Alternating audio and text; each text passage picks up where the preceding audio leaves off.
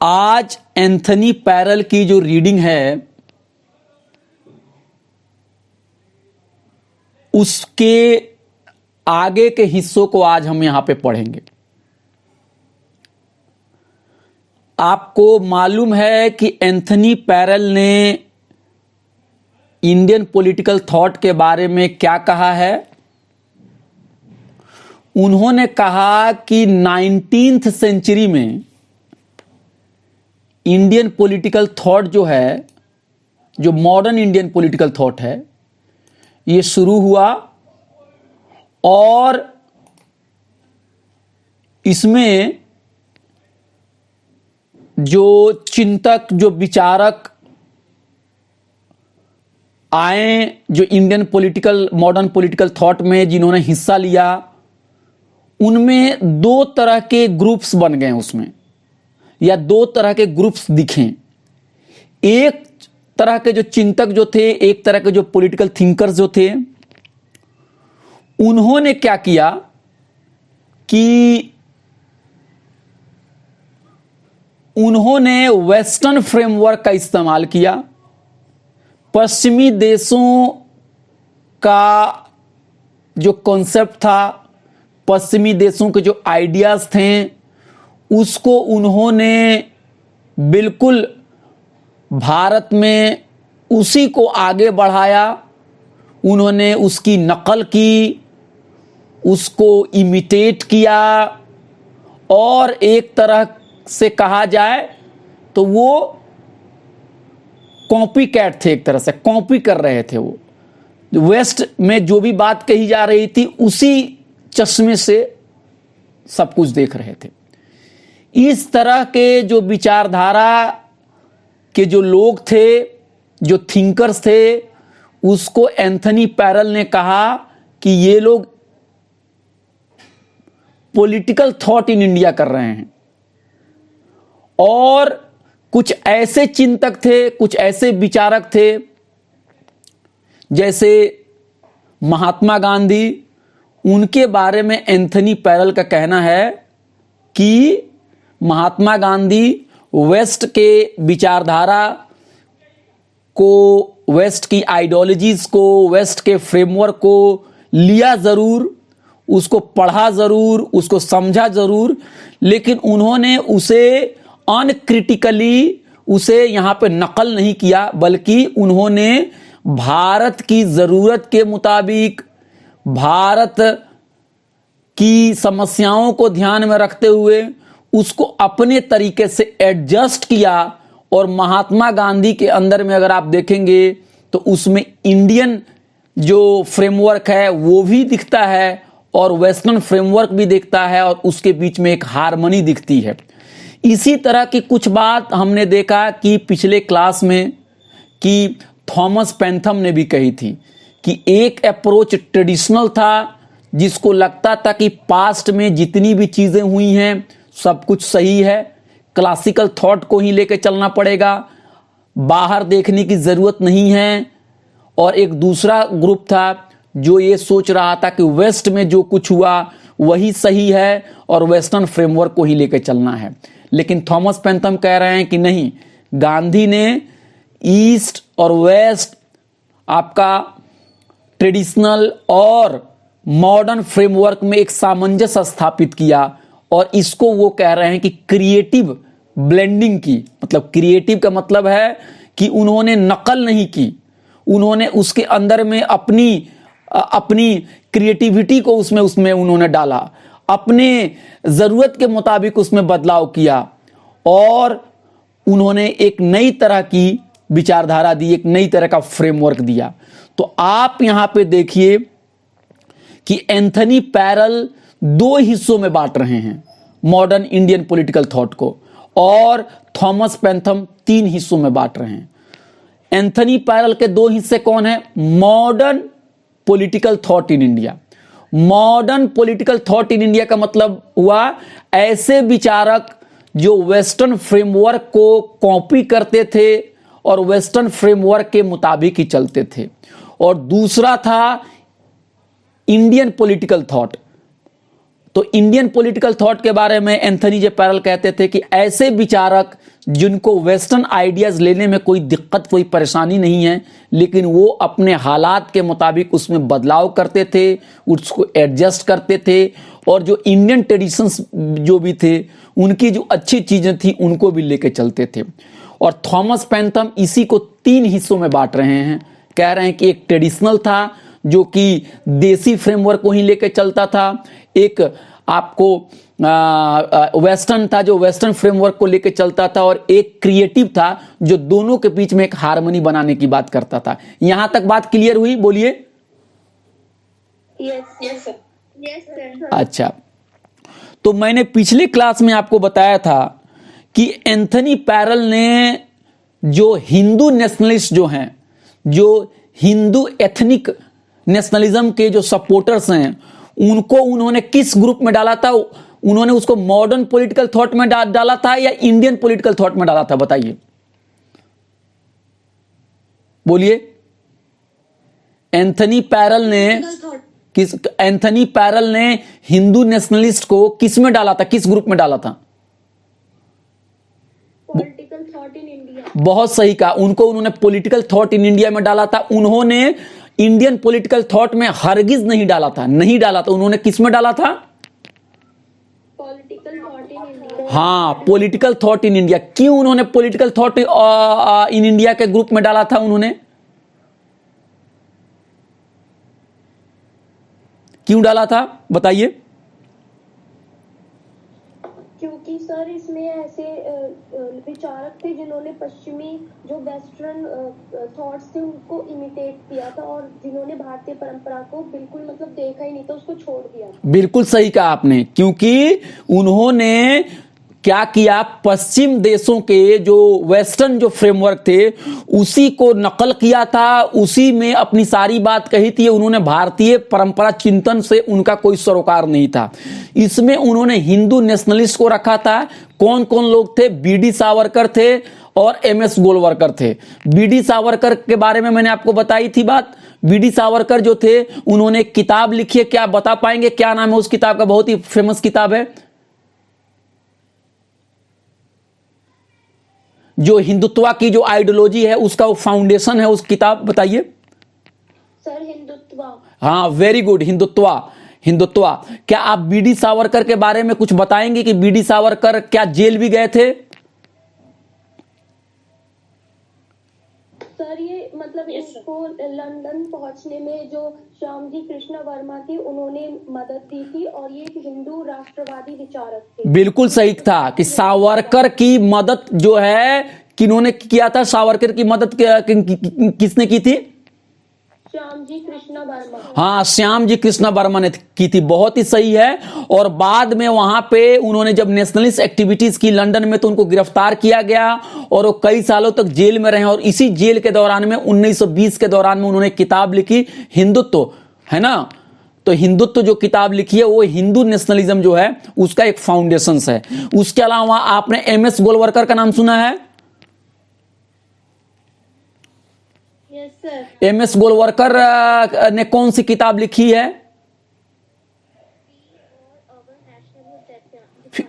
थोड़ा जोर से बोलिए, थोड़ा जोर से बोलिए। Our nation would defined. We और आवर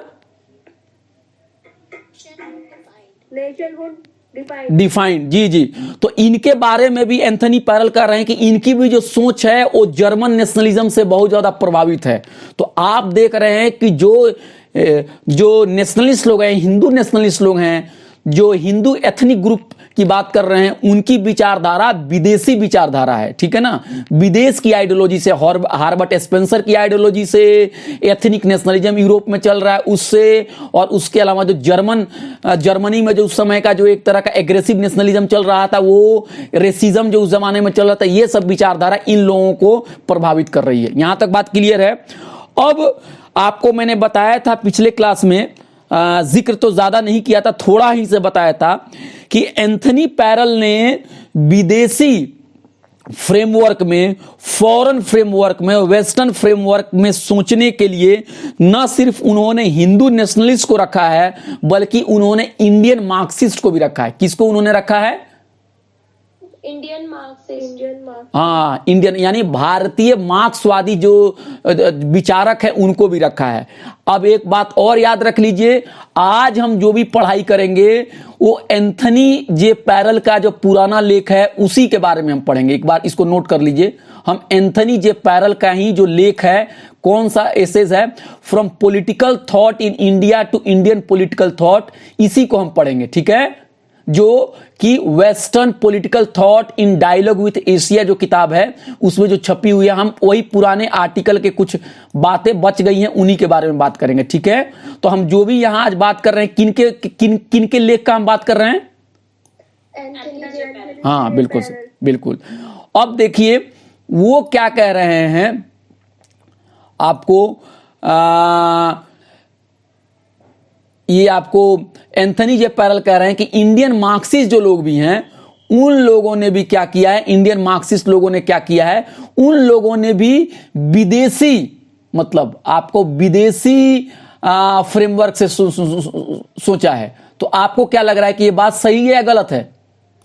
सर सही है। कैसे सही है बताइए, बोलिए।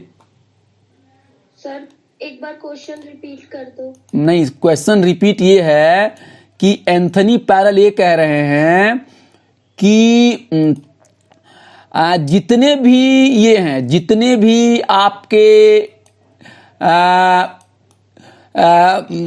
हिंदू नेशनलिस्ट जैसे हैं, हिंदू नेशनलिस्ट जिस तरह से विदेशी फ्रेमवर्क में सोचते थे उसी तरह से इंडियन मार्क्सिस्ट भी सोचते थे। क्या आपको ये बात सही लग रही है?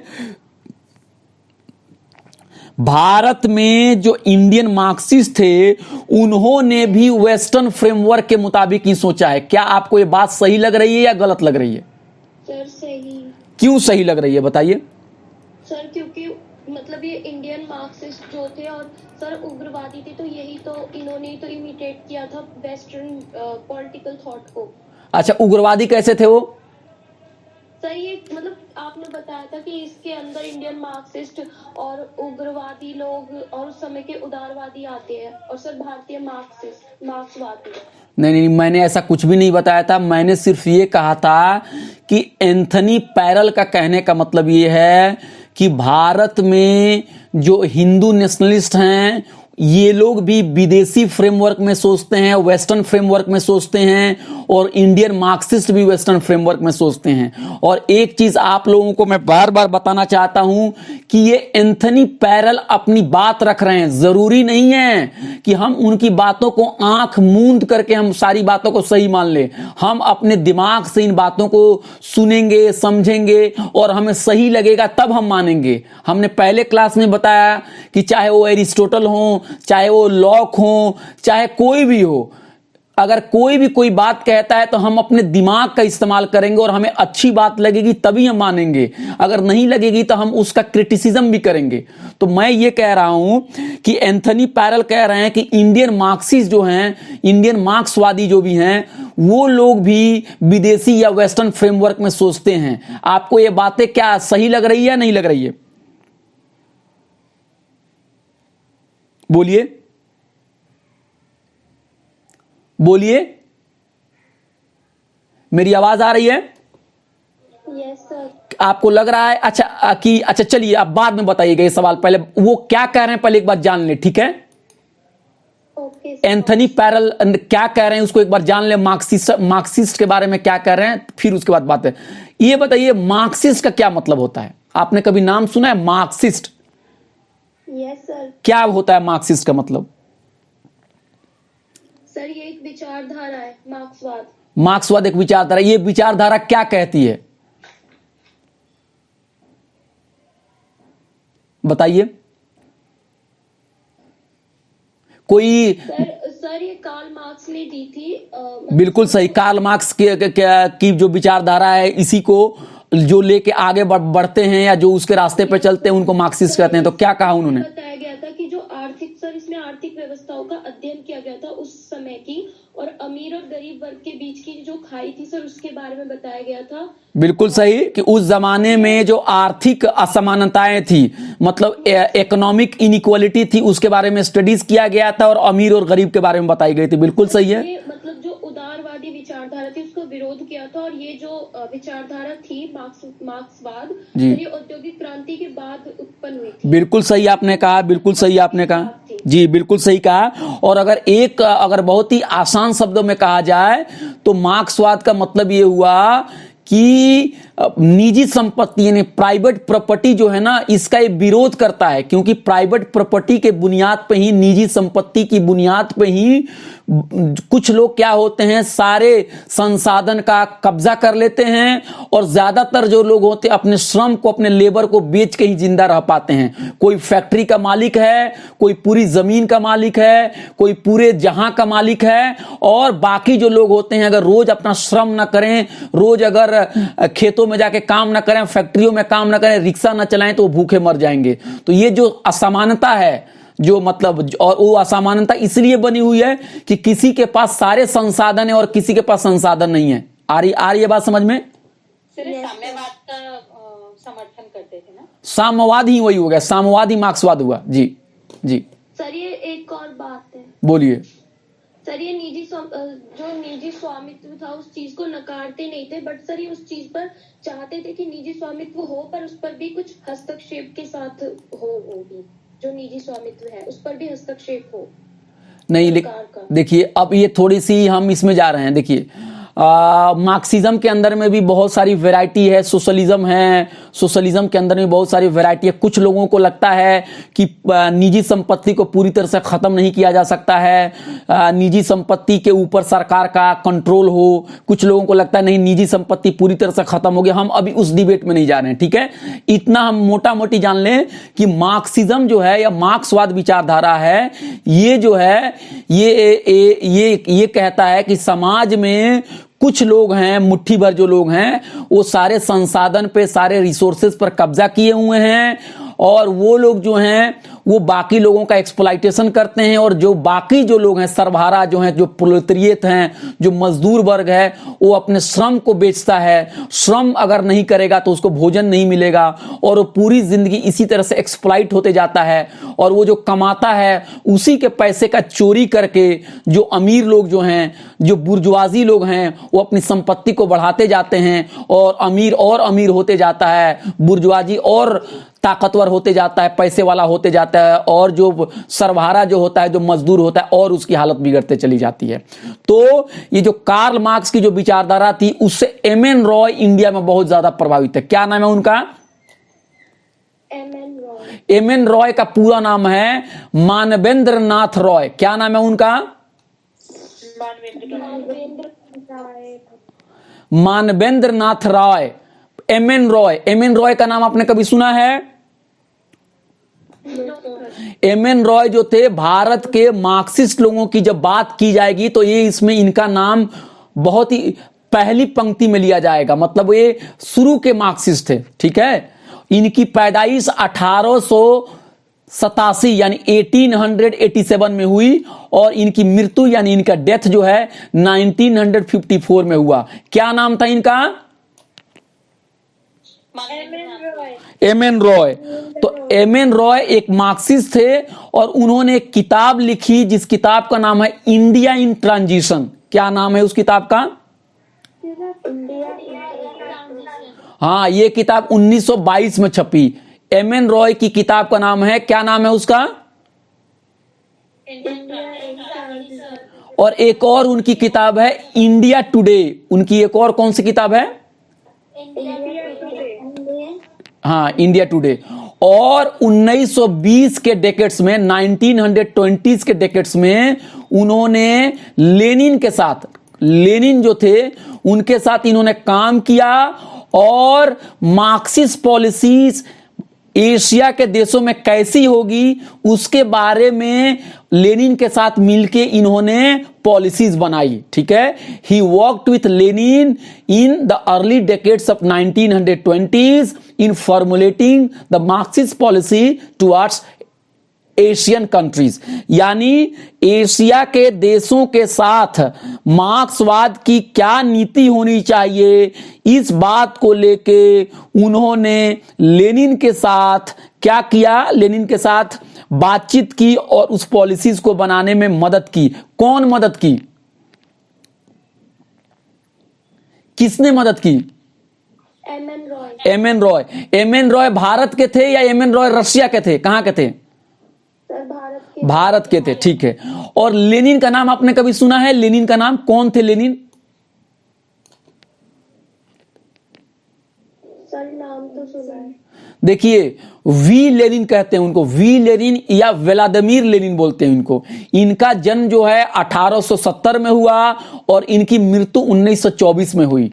लेनिन ये रशिया के एक रिवोल्यूशनरी थे और ये दुनिया के जाने माने मार्क्सिस्ट पॉलिटिशियन और बहुत बड़े थियरिस्ट हैं। थियरिस्ट का मतलब है विचारक हैं। ये मार्क्सवाद की जब भी बात आएगी, जब भी साम्यवाद की बात आएगी, तो लेनिन को कोई भी इंसान दरकिनार नहीं कर सकता है। शायद मार्क्स और एंजल्स के बाद सबसे बड़ा कोई थियरिटिशियन है तो शायद वो व्लादिमीर लेनिन है। और व्लादिमीर लेनिन ने रशिया में एक सर्वहारा क्रांति लाई, एक वहां पे कम्युनिस्ट क्रांति लाई और उसमें उन्होंने मदद की। और उसके बाद रशिया में जो कम्युनिस्ट की सरकार बनी, जिसे हम कहते हैं तो यूएसएसआर बना, सोवियत रशिया बना, उसके वो फाउंडिंग हेड थे 1917 से लेके उनकी मृत्यु 1924 तक। ठीक है, तो व्लादिमीर लेनिन जो थे वो वर्ल्ड हिस्ट्री में एक बहुत ही इंपॉर्टेंट व्यक्ति हैं।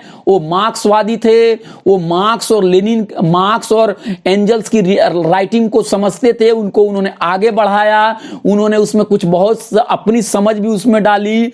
और लेनिन ने रसिया में क्रांति लाने में उन्होंने बहुत बड़ा रोल अदा किया।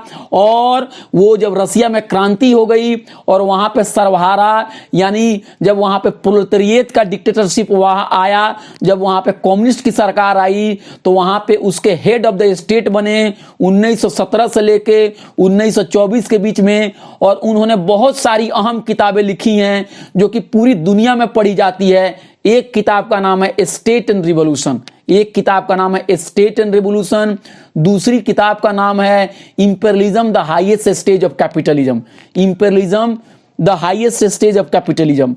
और किताब है what is to be done, बहुत सारी किताबें हैं। तो रसिया में रेवोल्यूशंस लाने में लेनिन का, कॉमरेड लेनिन का बहुत बड़ा रोल है। और उस लेनिन के साथ एशिया के देशों में पॉलिसीज बनाने में एम.एन. रॉय ने साथ दिया। तो अब आपको पता चल गया होगा कि एम.एन. रॉय भी बड़ी हस्ती थे कि नहीं थे? बोलिए। Yes sir. Yes sir. कैसे बड़ी हस्ती थे बताइए? एम.एन. रॉय कैसे बड़ी हस्ती थे बताइए? सर ये बहुत बड़े मार्क्सवादी थे। हाँ, बहुत बड़े मार्क्सवादी थे और उन्होंने लेनिन जैसे इनकी जो मदद की थी, उन्होंने लेनिन के साथ काम किया, लेनिन के साथ किया। और लेनिन ऐसे जिन्होंने रसिया में क्रांति लाई थी और पूरी दुनिया में मार्क्सवाद का जब भी नाम आएगा या मार्क्सवाद के बारे में जब भी पढ़ा जाएगा तो लेनिन को कोई फरामोश नहीं कर सकता है। तो इससे आपको यह बात मालूम हो गया ना कि एम.एन. रॉय भी बहुत बड़े लेखक थे। Yes sir. Yes sir. और बहुत बड़े विचारक भी थे और बहुत बड़े पॉलिटिशियन भी थे वो। ठीक है, एम.एन. रॉय, उन्होंने मजदूरों को भी संगठित करने के लिए काम किया। हाँ, अब देखिए, अब ये कह रहे हैं, एंथनी पैरल कह रहे हैं कि एम.एन. रॉय ने अपनी किताब इंडिया इन ट्रांजिशन में गांधी के खिलाफ बात की है। गांधी को वो भारत की प्रगति में बाधा मान रहे हैं, ये बात एंथनी पैरल कह रहे हैं।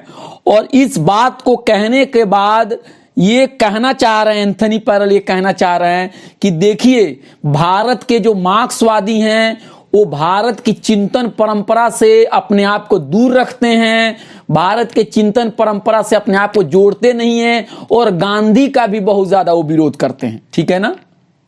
ये बात एम.एन. रॉय के बारे में किसने कही है? एंथनी पैरल ने कही है कि एम.एन. रॉय ने अपनी किताब इंडिया इन ट्रांजिशन में गांधी को भारत की प्रगति में एक ऑब्स्टेकल यानी एक बाधा माना, और एम.एन. रॉय ने भारतीय चिंतन परंपरा का इस्तेमाल करने के बजाय इन्होंने वेस्टर्न चिंतन परंपरा को इस्तेमाल किया। ये बात एम.एन. रॉय के ऊपर ये इल्जाम कौन लगा रहे हैं बताइए?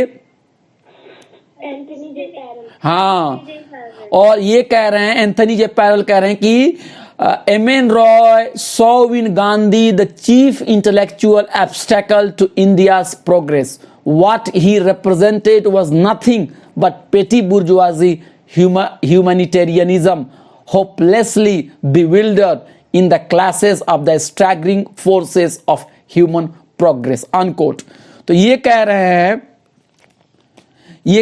हैं आपको एंथनी पैरल कि एम.एन. रॉय जो हैं वो अपनी किताब इंडिया इन ट्रांजिशन में गांधी को भारत की जो विकास है, भारत का जो विकास है उसके लिए वो बाधा मान रहे हैं। इसके अलावा एंथनी जे पैरल एक दूसरे मार्क्सवादी चिंतक ई.एस. नंबूदरीपाद के बारे में बात कर रहे हैं। आपने ई.एम.एस. नंबूदरीपाद का नाम सुना है? No sir. कभी सुना है? कभी सपने में भी किसी को आया है ई.एम.एस. नंबूदरीपाद? No sir. आपकी नानी जी, दादी जी, मामा जी किसी ने भी कहा है ये ई.एम.एस. नंबूदरीपाद के बारे में? नहीं? No sir. ठीक है। ई.एस. नंबूदरीपाद का पूरा नाम था एलमकुलम मनाकल शंकरन नंबूदरीपाद। उनका पूरा नाम था एलमकुलम मानकल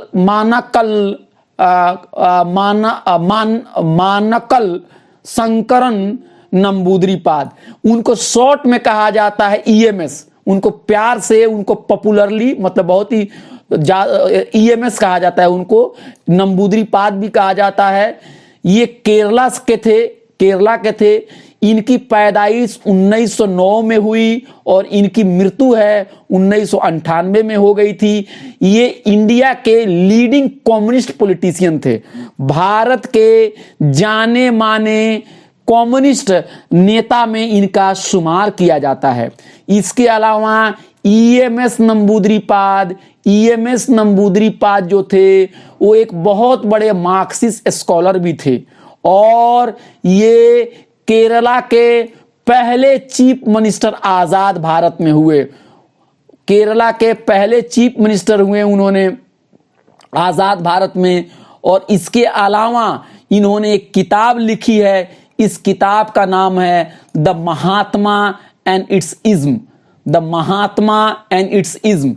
ये किताब 1950 की आखिरी दहाई में ये पब्लिश हुई। यहाँ जब महात्मा हम कह रहे हैं तो ये यहाँ पे ई.एम.एस. नंबूदरीपाद महात्मा का मतलब किसको यहाँ पे वो एड्रेस कर रहे हैं, क्या बता पाएंगे? महात्मा गांधी। हाँ बिल्कुल, महात्मा। और इज्म का क्या मतलब होता है बताइए? इज्म का क्या मतलब होता है, बोलिए? इज्म का मतलब होता है वाद। जैसे नहीं सुनते गांधीवाद, मार्क्सवाद, फासीवाद बोलते हैं ना, तो वाद का मतलब एक होता है ना एक। तो वही कह रहे हैं कि महात्मा गांधी और उनका जो थॉट है उसके बारे में उन्होंने किताब लिखी है। किसने लिखी है? ई.एम.एस. नंबूदरीपाद ने लिखी है। और उस किताब में उन्होंने कहा है कि गांधी जो थे वो गांधी जी के बारे में नंबूदरीपाद ने क्रिटिसाइज किया है और उनको टोटल फेल्योर कहा है। उनको गांधी जी को कहा है कि टोटल फेल्योर हैं, और उनको कहा है कि ये बुर्जुआजी थॉट को रिप्रेजेंट करते थे इंडिया में। गांधी जी की जो विचारधारा थी वो बुर्जुआजी थॉट को रिप्रेजेंट करती थी। बुर्जुआजी थॉट का मतलब आप समझते हैं? बुर्जुआजी का क्या मतलब होता है बताइए? सर बुर्जुआ वर्ग जो पूंजीवादी वर्ग होता है उसे बोलते हैं। बहुत सही कहा आपने। क्या नाम है आपका? हेमलता। हेमलता जी, आप तो बहुत ही टैलेंटेड है। आप भी एक दिन क्लास लीजिए, ठीक है? देखिए, बुर्जुआजी जो होता है, अगर आप मार्क्सवाद को पढ़ेंगे तो मार्क्सवाद में दो टर्म आता है। एक आता है बुर्जुआजी और एक आता है प्रोलेटेरिएट। एक आता है प्रोलेटेरिएट और एक आता है बुर्जुआजी। कई बार हमें भी कंफ्यूजन होता है कि बुर्जुआजी का क्या मतलब होता है। तो अगर आप कम्युनिस्ट मैनिफेस्टो को पढ़ेंगे और कम्युनिस्ट मैनिफेस्टो में चैप्टर नंबर 2 जो है उसका नाम है प्रोलेटेरियंस एंड कम्युनिस्ट। ये चैप्टर नंबर 2 में एक छोटी सी किताब है कम्युनिस्ट मैनिफेस्टो। अगर आप इसको पढ़ेंगे तो इसमें कहा गया है कि bourgeoisie is meant the class of modern capitalist owners of the means of social production and employers of wage labour. Bourgeoisie वो लोग हैं जो कि आधुनिक पूंजीवाद जो हैं उसमें वो लोग पूंजीपति हैं। पूंजीपति इस सेंस में हैं कि उनके पास जो भी प्रोडक्शन के जो भी संसाधन है सब उनके पास हैं और वे ही लोग मजदूर को मजदूरी पे लगाते हैं और उनकी मजदूरी का शोषण करते हैं। जैसे उनके पास जमीन है, उनके पास फैक्ट्री है, उनके पास दौलत है, उनके पास पैसा है, वही आज के जमाने में यानी आधुनिक काल में वही पूंजीपति हैं। और वो लोग क्या करते हैं, मजदूरों को काम पे लगाते हैं और उनको सिर्फ इतनी ही मजदूरी देते हैं ताकि वो अगले दिन काम पे आ जाएं, बस उनका पेट किसी तरह से चल जाए ताकि वो जिंदा काम करने के लिए आ जाएं। तो इसको कहा जाता है बुर्जुआजी। तो नंबूदरीपाद का कहना यह है कि महात्मा गांधी जो हैं वो बुर्जुआजी जो हैं, पूंजीपति जो लोग हैं, उनके जो हित हैं उनको वो ये कर रहे हैं, पूंजीपति के जो हित हैं उनको वो साध रहे हैं। ये बात कह रहे हैं एंथनी पैरल। एंथनी पैरल कह रहे हैं कि नंबूदरीपाद ने गांधी जी को कहा है कि वो बुर्जुआजी थॉट के ही एक तरह के सॉफ्ट प्रकार थे। सॉफ्ट का मतलब समझ रहे हैं कि एक होता है हार्ड और एक होता है सॉफ्ट। यानी गांधी जी थे बुर्जुआजी के ही इंटरेस्ट को फुलफिल कर रहे थे, लेकिन अच्छे अंदाज से कर रहे थे, बड़े प्रेम से कर रहे थे, थोड़ा नरम बातों से कर रहे थे।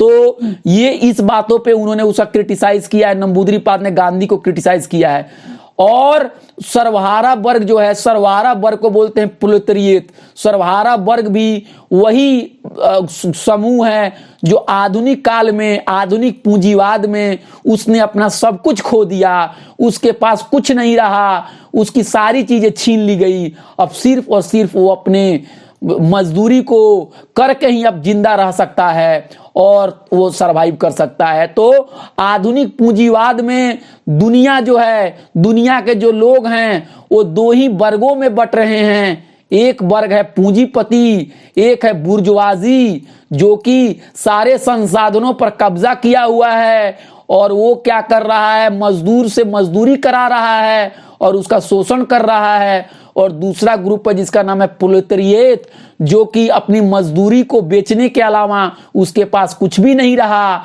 और ईएमएस नंबूदरीपाद के मुताबिक गांधी जी जो थे वो बुर्जुआजी यानी पूंजीपतियों के जो स्वार्थ थे उन्हीं की पूर्ति करते थे, लेकिन उस स्वार्थ को पूर्ति करने में थोड़ा सा वो नरम रुख अपनाते थे, थोड़ा ऐसी तरह से बात करते थे कि ताकि लोगों को लगे अरे अरे कितने दयालु हैं, लेकिन अंत में जो उनका रास्ता होता था वो पूंजीवाद को ही बढ़ाने का होता था।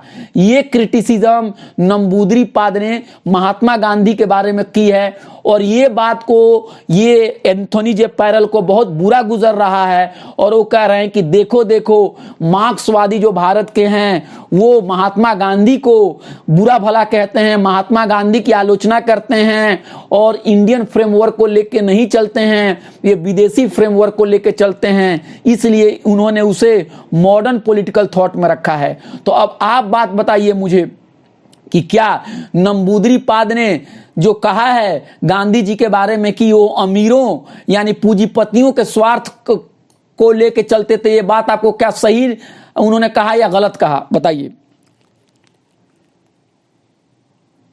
बोलिए।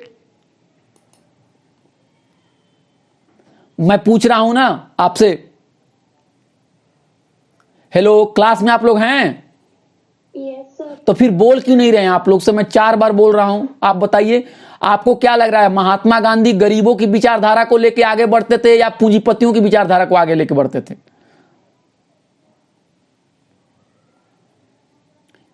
क्या लग रहा है आपको, या अभी आपको अभी अभी बाद में बताएंगे आप लोग?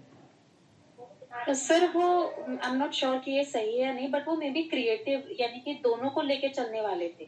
अच्छा अच्छा, गरीब और अमीर पूंजीपति दोनों दोनों को लेकर चलने होते हैं। चलिए फिर हम ये सवाल हम फिर आगे पूछेंगे, लेकिन प्लीज आप लोगों से मेरी विनती यही है कि जब मैं कुछ पूछूं तो आप लोग बोलिए, खामोशी मत इख्तियार कीजिए, नहीं तो मुझे ज्यादा बार बार बोलना पड़ता है। हाँ, तो उसके अलावा कह रहे हैं एंथनी पैरल ने अभी तक क्या कहा, एंथनी पैरल ने क्या कहा अभी तक, अगर समराइज किया जाए तो 3-4 शब्दों में, अगर 3-4 लाइन में मैं समराइज करूं तो एंथनी पैरल कर रहे हैं, देखो देखो देखो, ये मार्क्सवादी जो चिंतक हैं, ये लोग विदेशी फ्रेमवर्क में सोचते हैं, ये लोग वेस्टर्न फ्रेमवर्क में सोचते हैं, ये भारतीय चिंतन परंपरा में नहीं सोचते हैं, और ये गांधी को भी क्रिटिसाइज करते हैं। एम.एन. रॉय को देखो, उन्होंने इंडिया इन ट्रांजिशन में भी गांधी को कहा कि भारत की प्रगति के लिए एक बाधा है, और ई.एम.एस. नंबूदरीपाद ने भी गांधी का क्रिटिसाइज किया, और उन्होंने कहा कि गांधी एक टोटल फेल्योर हैं, और उन्होंने गांधी जी के बारे में ये कहा कि गांधी जी जो थे उन्होंने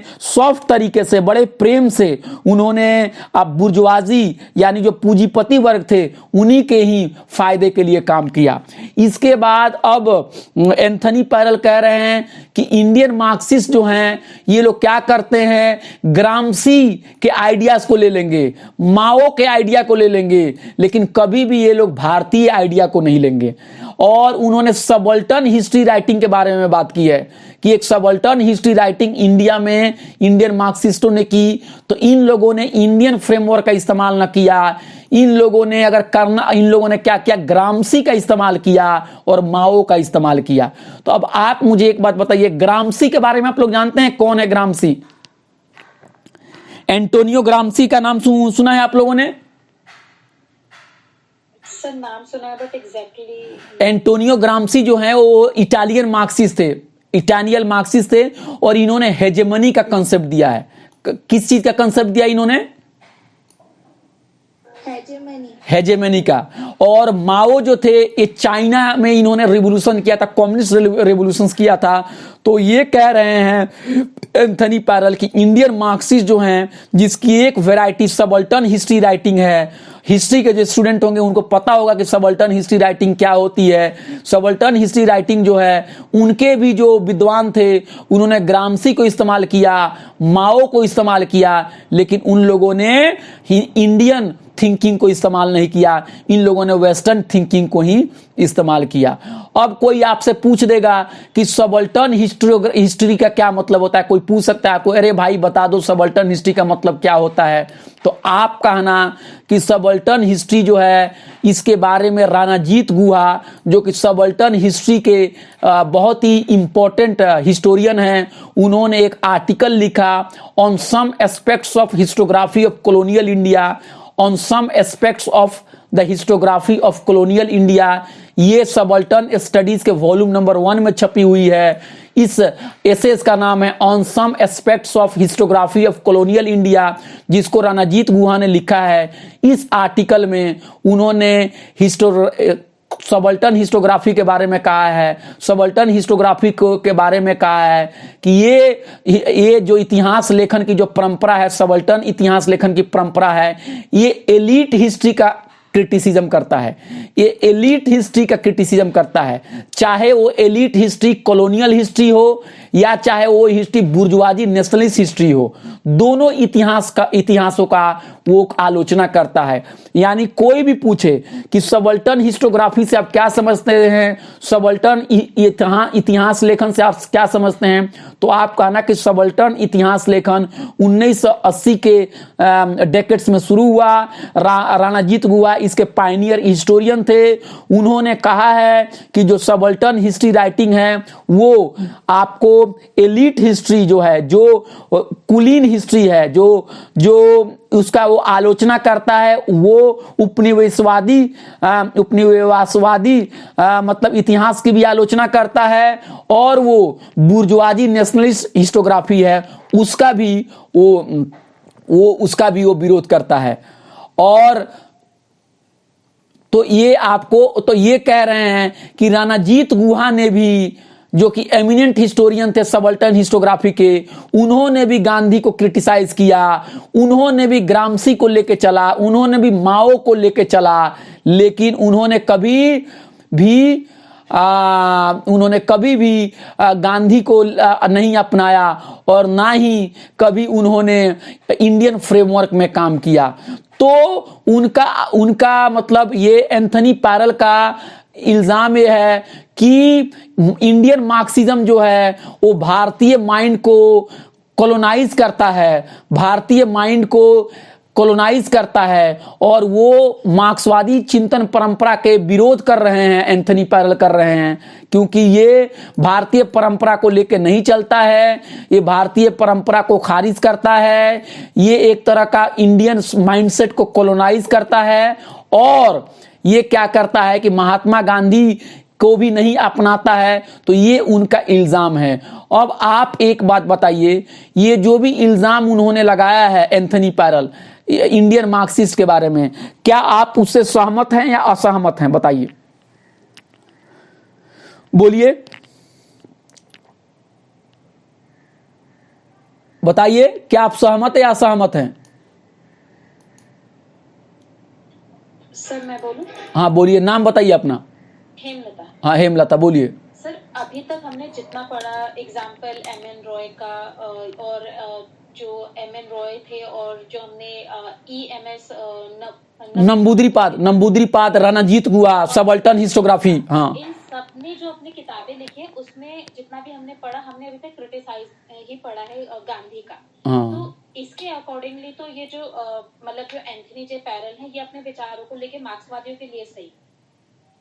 अच्छा, मार्क्सवादियों के लिए, मतलब जो एंथनी पैरल जो मार्क्सवादियों के बारे में जो इल्जाम लगा रहे हैं, जो आलोचना कर रहे हैं, वो आपको सही लग रहा है? यस सर, एज पर जो स्टडी अभी तक हुआ उसके अकॉर्डिंग। ठीक है। और कोई बोलिए क्लास में? हेमलता बोल दी, बाकी लोग भी बोलिए भाई। मैं तो पढ़ा सबके लिए ला रहा हूं, लेकिन बाकी लोग क्यों नहीं बोल रहे हैं? बोलिए, क्या इतने, मतलब मेरी बात इतनी ये है क्या? मतलब कुछ भी समझ में नहीं आया? मैं भी बिल्कुल बेकार पढ़ा रहा हूं, बताइए तो। बोलिए, तो आपको क्या लग रहा है कि मार्क्सवादी जो लोग हैं, जो मार्क्सिस्ट लोग हैं, आपको लग रहा है कि एंथनी पैरल सही कह रहे हैं कि ये लोग इंडियन फ्रेमवर्क को लेकर नहीं चलता है? Yes sir. क्या नाम है आपका? सही बोल रहे हैं। और किसको लग रहा है कि सही नहीं बोल रहे हैं? वो जरा बताइए, किसको लग रहा है? कोई क्लास में जिसको लग रहा है सही नहीं बोल रहे हैं? कोई है क्लास में? मैंने आपको बार बार कहा ना कि कोई भी बड़ा लेखक कोई बात कहे तो डरने की बात नहीं है, कह रहे उन्होंने ऐसी बातें कह दी तो मैं इसके अगेंस्ट कैसे बोल सकती हूं। आपको अगर गलत लगे तो बोलिए। कोई बोलेगा? किसी को है जिसको एंथनी पैरल की बातों से असहमति हो? मुझे असहमति है। मैं अपनी दो असहमति आपके सामने व्यक्त करना चाहता हूं। अब आप लोग सोचिएगा कि मैं कहां तक सही बात कर रहा हूं, मेरी बात कहां तक सही है और एंथनी पैरल की कहां तक बात सही है। ठीक है, मैं अपनी दो असहमति बताऊं?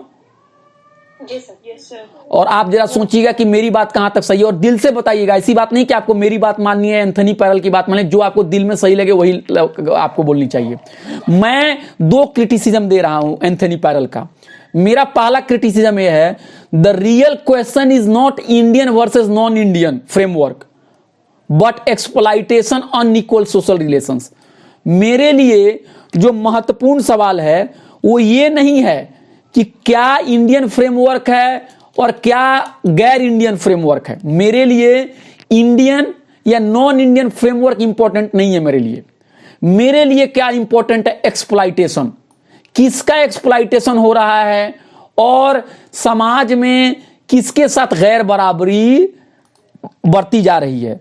तो अगर कोई भी राजनीतिक चिंतन, कोई भी पॉलिटिकल थॉट अगर शोषण के खिलाफ आवाज नहीं उठा रहा है, अगर गैर बराबरी के खिलाफ आवाज नहीं उठा रहा है, तो मैं उस फ्रेमवर्क को एक्सेप्ट नहीं करूंगा, चाहे वो इंडियन हो चाहे वो नॉन इंडियन हो। आप समझ रही हैं मेरी बात? Yes sir. अगर आप एक चीज बताइए मुझे, अगर कोई इंडियन चिंतन परंपरा ये कहे आपसे कि औरतों को अधिकार नहीं मिलने चाहिए, कोई चिंतन परंपरा ये कहे कि जात पात पर समाज बना रहना चाहिए, तो वो चिंतन परंपरा हम क्यों कबूल करेंगे? हम तो कबूल नहीं करेंगे, क्योंकि ये इंसानियत के खिलाफ है, ये बराबरी के खिलाफ है, ये इंसाफ के खिलाफ है।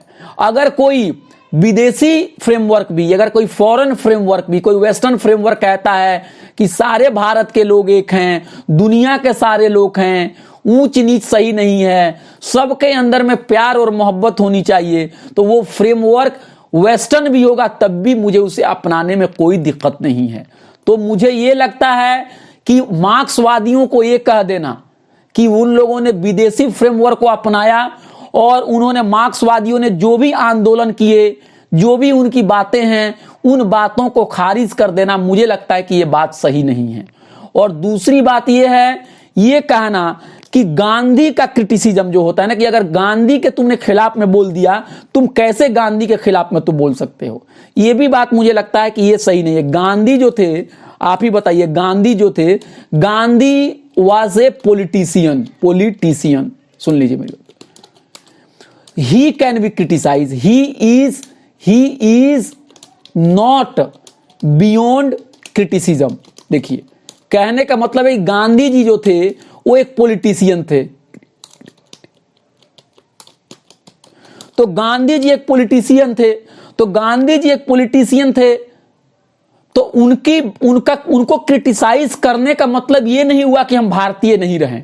अब महात्मा गांधी के सबसे बड़े आलोचक एक थे, उनका नाम बताइए कौन है? महात्मा गांधी के सबसे बड़े आलोचक थे, उनमें से एक व्यक्ति, उनका नाम है डॉक्टर भीमराव अंबेडकर, है ना? तो क्या डॉक्टर भीमराव अंबेडकर भारतीय नहीं रहे? आप बताइए, रहे कि नहीं रहे? अगर मान लीजिए मैं हिंदुस्तान में पैदा हुआ हूं और मैं कोई बातें कहता हूं और कोई बात सही नहीं है और आपने मेरा क्रिटिसिज्म किया, तो इसका ये थोड़े मतलब है कि आप हिंदुस्तान के खिलाफ हैं। अरे आपको मेरी बातों से ये नहीं है, मतलब सहमति नहीं है, तो गांधी जी की बातों का विरोध करने का मतलब ये नहीं हुआ कि कोई इंडियन फ्रेमवर्क में नहीं रहा और कोई चला गया वेस्टर्न फ्रेमवर्क में। ये बात मेरी आपको ठीक लग रही है?